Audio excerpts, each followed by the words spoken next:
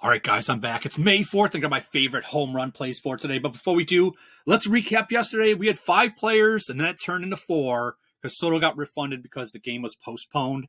The other 3 we had, other than the one you see on the screen right here, Matt Olson, still to be determined. It was a 3-hour weather game, delay. So he's still going. Hit a home run will be profitable today, okay?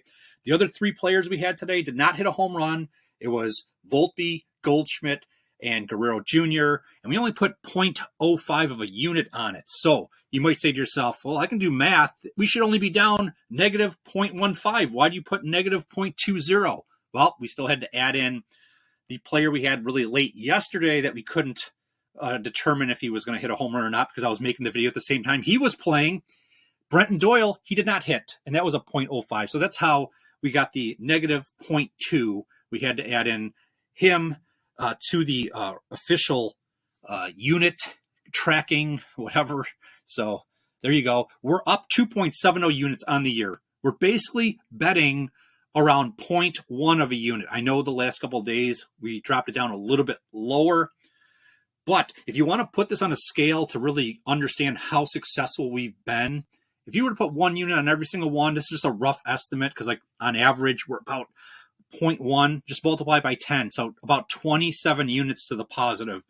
So just to kind of put things into perspective, if we were playing 1 unit to kind of understand how successful this has been, when you see just 2.7 units, sometimes it could be a little deceiving. We're playing very, very small unit sizes. So to be up 2.7, betting very small amounts is absolutely pretty amazing. So there you go. Let's get to these plays. All right, first matchup, I love Juan Soto to hit a home run.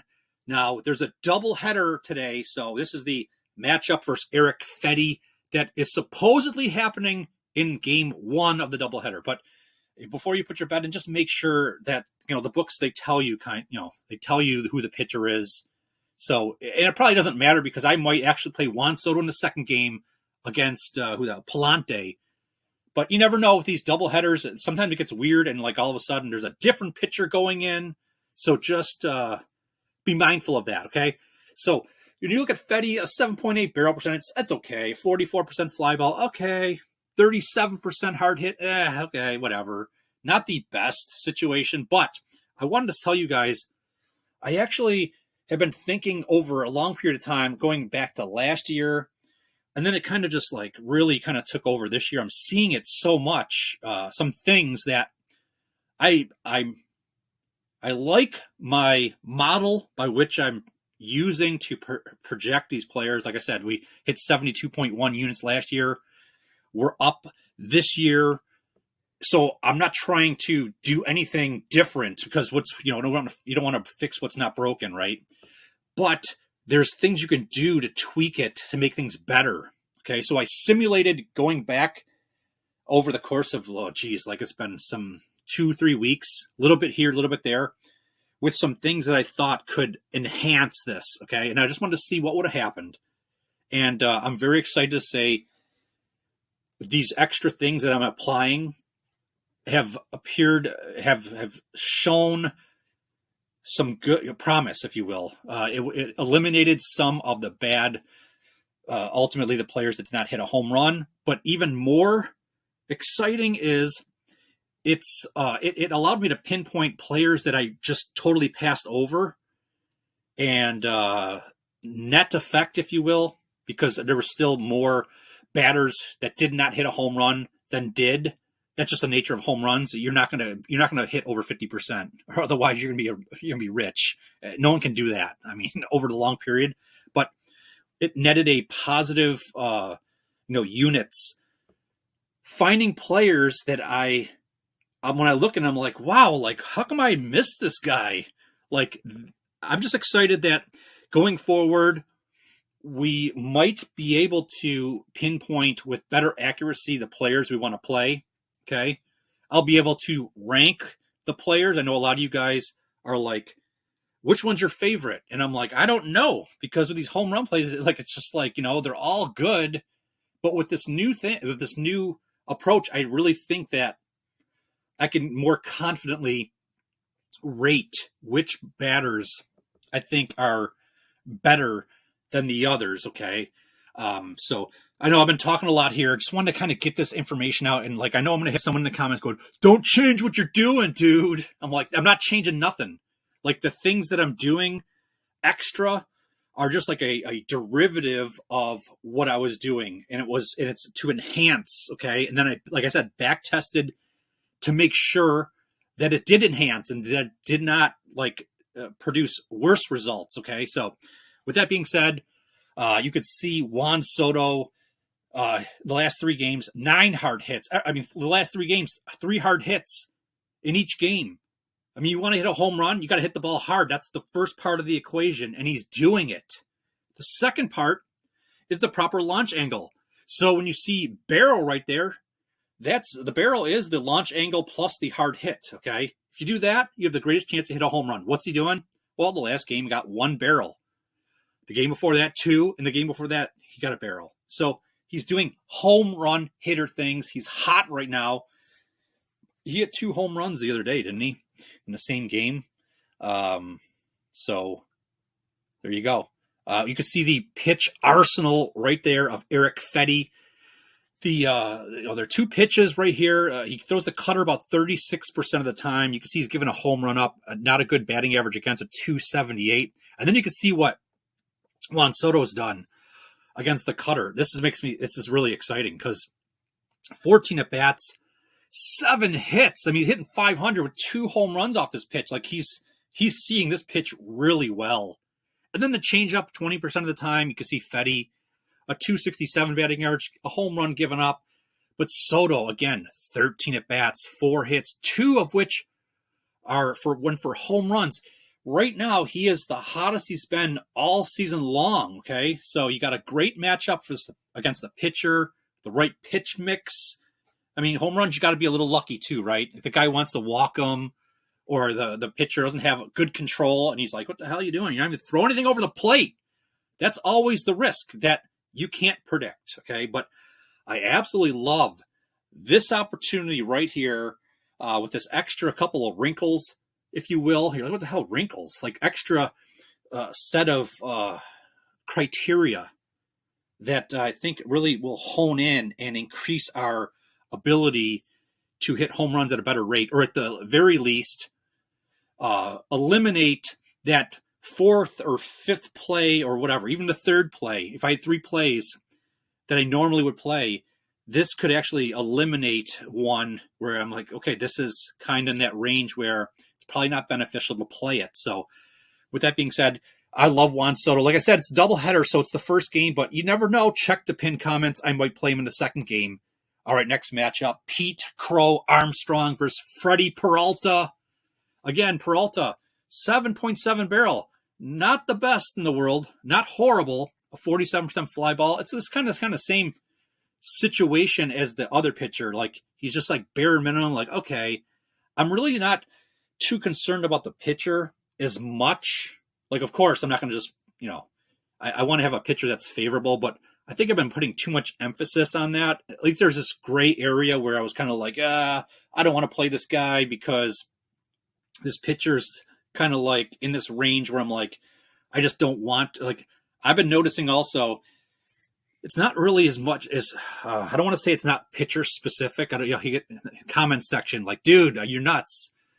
But in certain situations, like, it doesn't matter who the pitcher is. I should know. That's wrong. That's wrong to say that.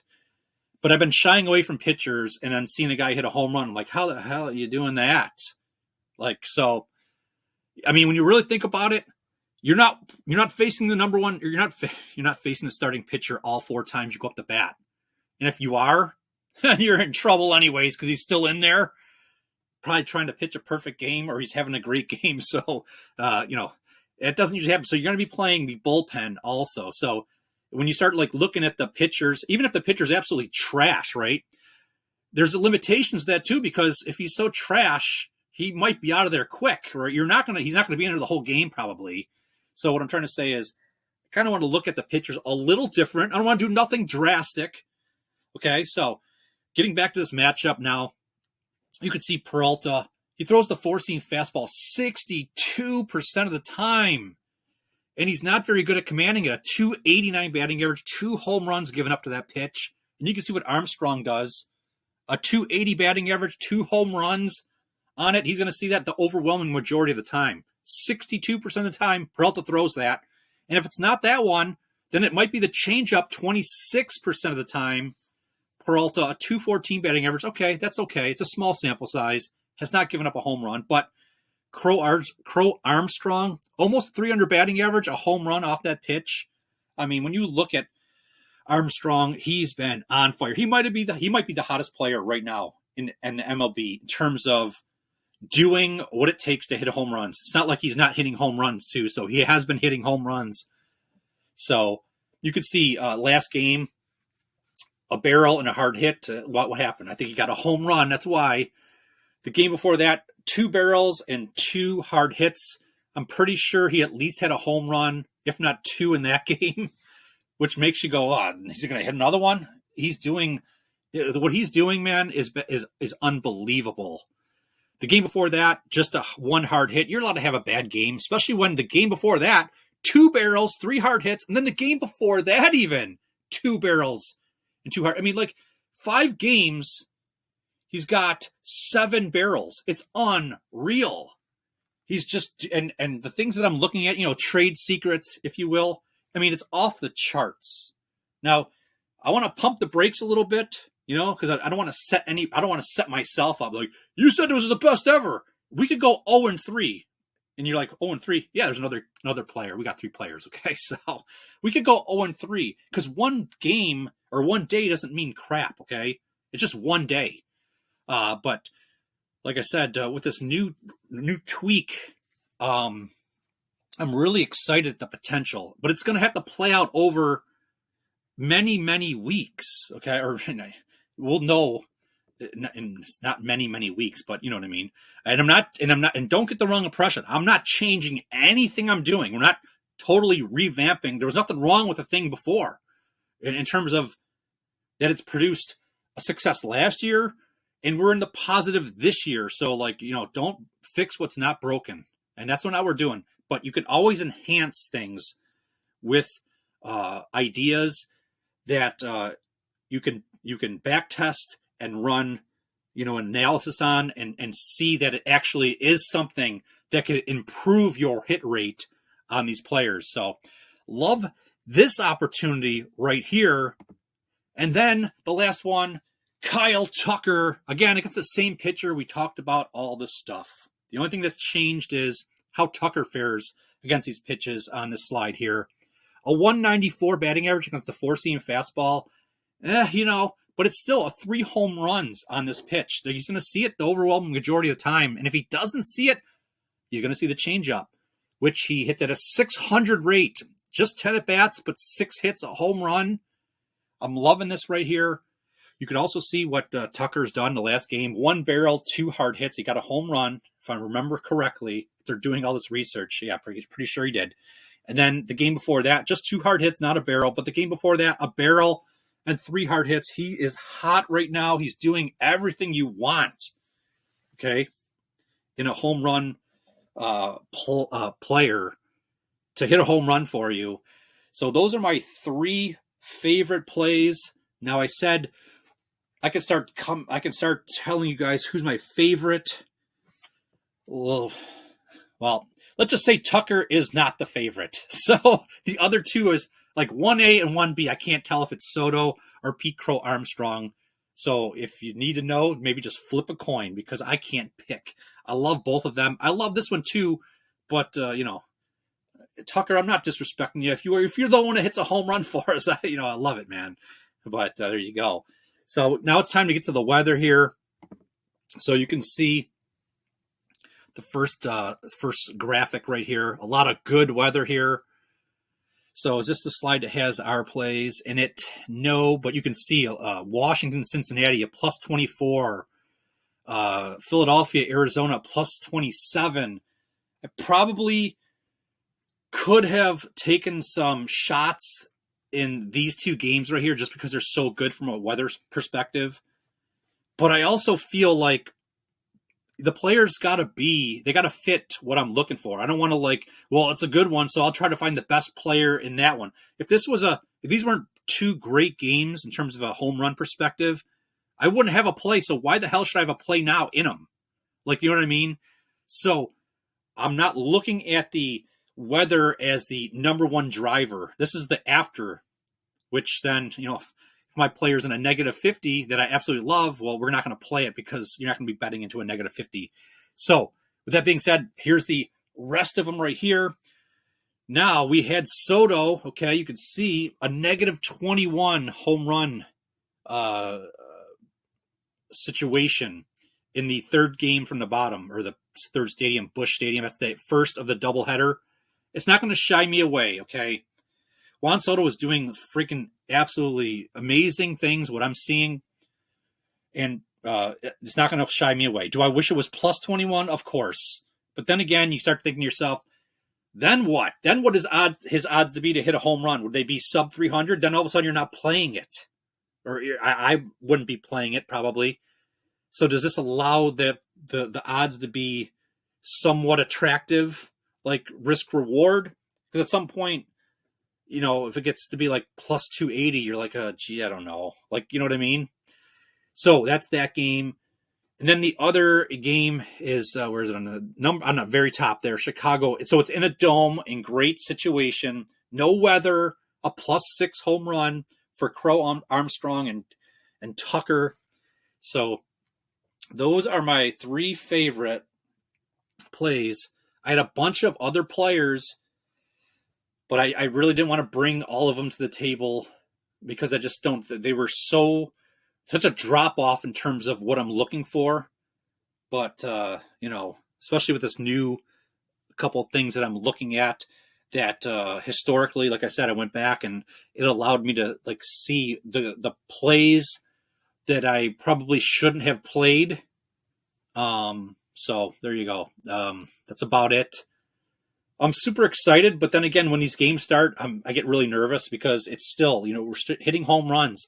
So any one day where we don't get one to hit, it's disappointing, but it's understandable because you're not going to hit the majority of these home run plays. You're going to have bad days. It's the nature of it. But the big plus money allows you to still be profitable, winning less, like I said, less than 50%. So I'm just rambling here. Just want to say you guys are the friggin' best, man. I absolutely love every single one of you, and I'll just talk to you guys tomorrow.